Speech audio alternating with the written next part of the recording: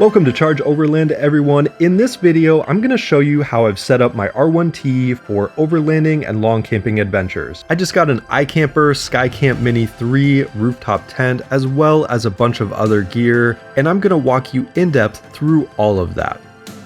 First off, I hopped into my Rivian and headed up into the mountains.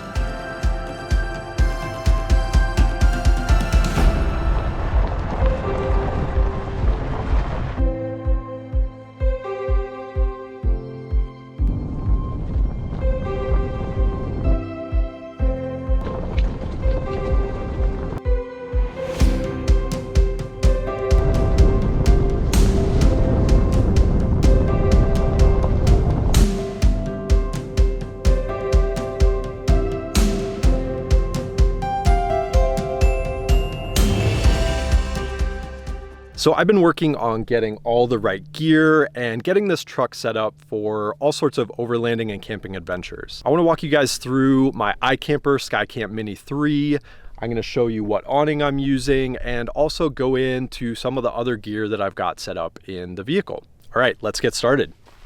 So on the driver's side of the roof, I've got this Roam Adventure awning.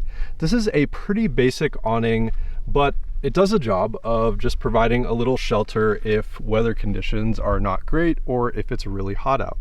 So I've just got this awning mounted using the L bracket that came with it, and then a couple of T-slot bolts that I will link in the description below that slot nicely into the Rivian crossbar. It took me a little bit of time to find a bolt that worked with the Rivian crossbars, and I quickly wanted to show you that T-bolt and nut combo.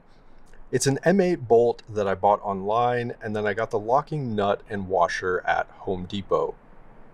This is a pretty good way to attach aftermarket stuff to your Rivian crossbars. On the passenger side, I've got a set of Maxtrax mounted to the crossbars. I do keep these locked just so people can't pop them off and steal them too easily. And I've got them mounted to the crossbars with the Rivian mounting bracket. So that bracket looks like this without the Maxtrax on there. You can buy this on the Rivian gear shop, and it's got different slots, so depending on how you want to position these on your crossbars, you can adjust accordingly. And this also comes with all the mounting hardware you need to get it attached to your crossbars. So on the back of the truck, I've also got this iKamper Skycamp Mini 3 mounted as well. This is the latest version of their SkyCamp Mini, and I'll get that opened up in just a minute here and walk you through all the cool details that this tent has. One final small detail, the rear of the Rivian doesn't have easily accessible tow hooks, and so I've got this Factor 55 Hitchlink that mounts to the hitch receiver, and this just provides a really easy way to have a tow point on the rear of the truck. And it also looks pretty cool too. All right, so those are the main items I've added on the exterior. Obviously, there are a lot more things that you could do in terms of features and modifications, but for the time being, I'm trying to keep this truck fairly simple and just get the essentials for overlanding and longer camping trips. All right, I'm gonna open up the awning and the iKamper and walk you guys through all the cool features of that rooftop tent. But first, I'm gonna put the truck in camp mode and level everything out. All right, let's get the truck leveled out. We're gonna go to the camp mode, this little tent here, tap level truck, and ready to level. Depending on the terrain, this auto leveling feature can take a few minutes. And if you want to, you can hop out of the vehicle and close the door and it will auto level with you outside of the vehicle. Before I get into the awning and the rooftop tent, I wanted to cover a few interior items. The truck comes with a ton of functionality from the factory. There are a lot of great features, so there really isn't a lot of modification needed on the interior, but there are a few quick things that I wanted to cover. So first off, I've got the all-weather mats. These are definitely better than the standard Chilliwich mats if you're going to be getting really muddy, snowy, or dirty. They just have a little bit more grip and they clean a little easier. So I have my phone mounted here using a 3D printed part that snaps into the wood panel, as well as a MagSafe mount, which is just a magnetic mount that also charges your phone. Now, the reason I've got my phone mounted here is because I like to be able to view apps like onX Off-Road and Gaia GPS when I'm navigating on trails. And the UI in the Rivian is really great, but it doesn't let me mirror some of those apps on the main display screen. So I still need to be able to see my phone at certain times to be able to navigate. And this is really the cleanest setup that I've found to be able to do that. So because this is a magnetic mount, the phone really easily comes off and clips right back on using the magnet. And it's just a very clean setup. One thing to note though, the steering wheel does block the phone a bit in some views, so it's not the ideal location, but it's a pretty good spot that I found works really well. One other small organizational item that I've added in the center console here is this 3D printed tray, and it just lets me keep a few items at the top of the center console that are a little easier to access, and then you can easily slide this tray out and access the rest of the bottom of the center console. So this is a nice organizing solution for the center console. So aside from those few items, there really isn't much that I've done on the interior. The Rivian comes with a built-in flashlight, a built-in camp speaker, and a ton of spaces for storage. So there's really not that much modification needed. All right, let's get back into the exterior. I took a time lapse of the setup for the awning as well as the iKamper just to give you an idea of what it's like setting both these up with one person. And specifically for the iKamper, I set a timer just to see how long this was going to take, and I was really impressed with how easy and quick it was.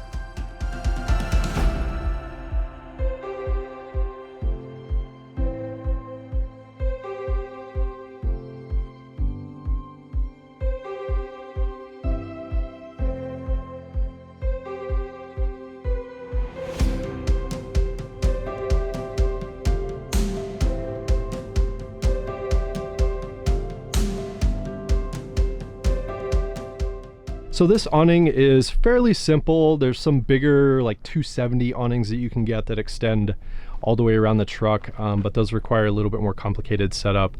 So this is just a simple awning that extends outward from the side of the vehicle. If you're doing this on your own, I would recommend extending the two horizontal support arms first, and then you unroll the awning and then fold out these vertical support legs, and that'll allow you to deploy it if you're just setting it up on your own. It also comes with these tie-down ropes as well, so if the weather's not great or it's windy and you stake those in, it actually stays very secure. All right, so not too much more to talk about there. It's a pretty basic awning, works really well, and provides some shelter. Next, I want to get into the iKamper. So setting this thing up is significantly easier than that Yakima tent I had on the truck before. Definitely a much quicker process, and if you're going to spend the money on a rooftop tent, personally I just prefer having a really quick and easy setup. So again, setups as simple as just opening that hard shell and pulling out and deploying the ladder, and then installing the awning poles wherever you want the rainfly to be open. I've got mine in the entrance and the side here. And then there's one last little thing to do, and that is to strap the rainfly down on the bottom of the structure here. The new SkyCamp Mini 3 and the SkyCamp 3 have this new colorway that's basically gray and black, which I definitely prefer over the previous version that was deep burgundy color. So this new one is pretty nice.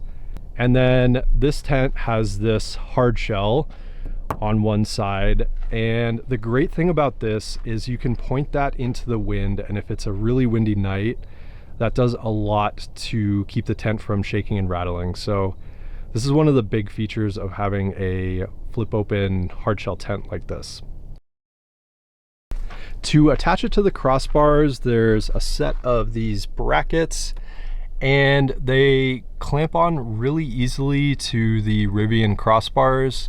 The only thing is to tighten them, you have this little opening here, and there's a very long tool that comes with it, and it's nearly impossible to use that tool in the front portion of the tent because the glass from the cab is in the way. So what I ended up doing was actually taking the crossbars off and putting them on my garage floor.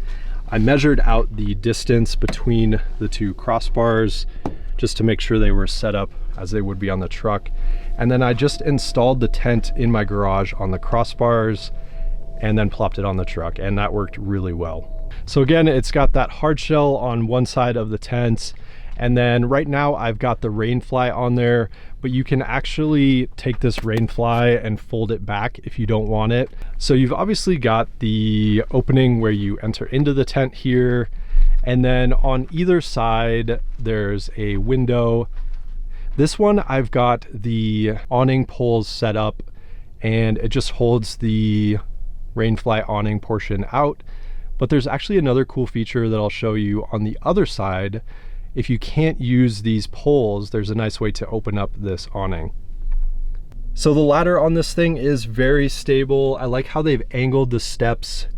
So when you're stepping on the little rungs, they're actually level to the ground, which is really nice. The ladder is also removable, so it's got a removable pin here. If you did, for whatever reason, want to take the ladder off, you can do that. It's not permanently secured on here. A nice thoughtful little feature right as you get into the tent, the bag for the tension poles is sewn right into the tent here. So you're never going to run into a situation where this bag is, you know, clear across the tent when you open it. A lot of other tents, this bag is just loose and it just goes wherever, but this is just nice that it's sewn in here. So as soon as you open the tent, you're ready to get your tent poles out, and they're accessible right as you get in. So the mattress has this mattress cover on here. It's on a zipper. You can actually remove this and throw it in the washer if you need to. And then the mattress foam material is actually thicker than the SkyCamp 2.0. I think that previous version was a little bit on the firm side, and this one's supposed to be a little bit softer, a little more comfortable. They've also got a reflective layer of heat sealing material on the bottom of the foam here, and that's supposed to help with heat retention if you're in colder climates, so you're not losing heat on the bottom of the mattress. The zippers on the inside windows are also thought out really well. So they're not stacked on top of each other like a lot of other rooftop tents where you have to unzip this inner portion to get to the mesh. You can actually unzip the mesh and the closeout with this outer zipper. Or if you're just trying to open up the window and keep the mesh, this inner zipper lets you do that. So below each of the side windows, there's also a little mesh pocket that you can put any personal items in while you're sleeping. It's a small thing, but I've been in some tents where there are no places to put anything, and this is just a nice thing to have. The roof also has a pretty good sized window as well. There's a blackout cover here if you want it to be really dark. And there's also a mesh cover if you don't have the rainfly on. And then when you've got the rainfly on, there's just a very thin plastic material here that's really easy to see through. But it's nice to have a big skylight on the roof of the tent to let light in. All the openings have these little straps as well, so you can secure any loose fabric if you've got the windows open. On the side of the tent that's facing the cab of the truck, I can't use the awning poles here because they would hit the truck. But there's a new feature on this tent. You see these little straps here. These actually allow you to open up the awning without using the poles. So this is a cool feature to be able to keep that awning open and not have to use the tent poles on the side of the tent. Now this is the SkyCamp Mini, so it's a little smaller than the typical SkyCamp. There's still a ton of room for 2 people. You could also probably fit 2 people and a dog in here with no problem. But if you're 2 people and a kid, or 3 people, this tent is definitely going to be a little bit too small for you. Another small but really cool detail, on the bottom side of the tent, there's this little rubber grommet here, and that is a weather safe pass-through. So if you want to run something into the tent like lighting, This is where you can run wiring straight into the tent and not have to worry about having any leaks. The next step was to pack up the iKamper and show you how long that takes. Again, it's very simple to pack up, and I really like that they've included some extra straps, so as you're closing the tent, you can pull in the fabric on either side.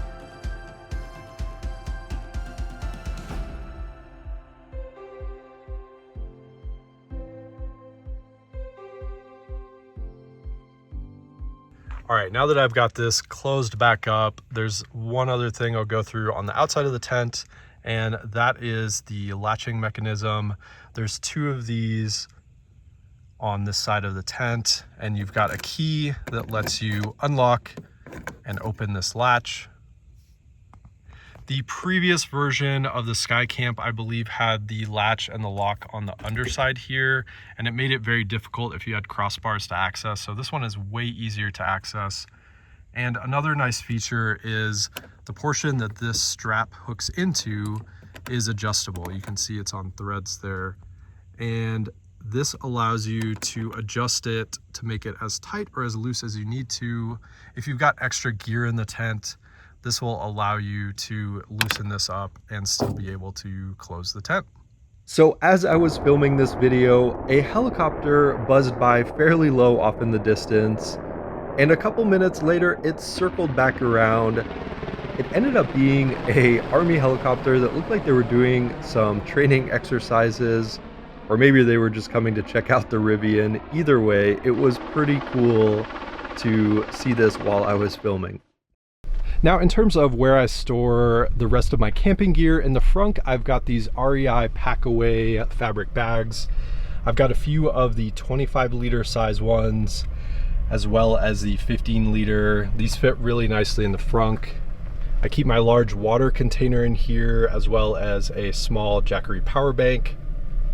And then I've also got my privacy tent, which I will get out and show you in just a moment.